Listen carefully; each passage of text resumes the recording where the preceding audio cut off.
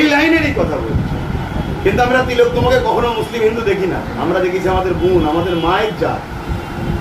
আমি প্রত্যেকটা প্রোগ্রামে গিয়ে, আজকের দিনেও প্রোগ্রামে গেলেও বলি, যদি ভালো আদর্শবান ছেলে তৈরি করতে পারো, সে যদি ডাক্তার হয়, তাহলে তিলোত্তমা বোনকে মতো কোনো বোন অঘটন ঘটবে না। ডাক্তার যদি ভালো আদর্শবান না হয়, তাহলে তিলোত্তমার মতো ঘটনা ঘটবে। আজও মানুষকে আমি স্মরণ করাই।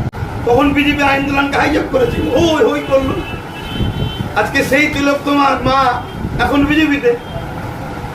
আমি তো ওনাকে থেকে আশ্চর্য হয়ে যাচ্ছে, এটা মা, উনি এত চেঞ্জ হয়ে যেতে পারে? যারা সেকুলার নামে যায়, যে কত বড় বড় কমিউনাল হয়ে যায়, কি এমন ওর মধ্যে আছে বুঝতে পারছি না। আর এমনও ব্যাপার যে একবার দেখবো সেকুলারটাকে হাইজ্যাক করা যায়। যখন তিলোত্তমা বোনের জিনিসটা ঘটলো, হ্যাঁ, তখন কে ক্ষমতায় ছিল?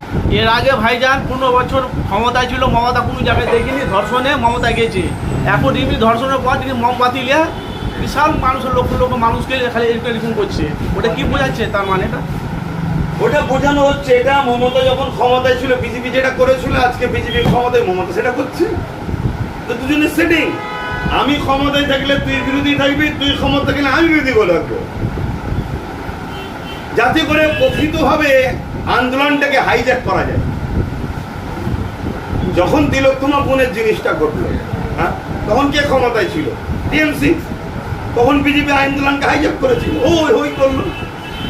আজকে সেই তিলোত্তমার মা এখন বিজেপিতে। আমি তো ওনাকে থেকে আশ্চর্য হয়ে যাচ্ছে, এটা মা, উনি এত চেঞ্জ হয়ে যেতে পারে? কি যে আছে বিজেপিতে, কি যে মধু আছে।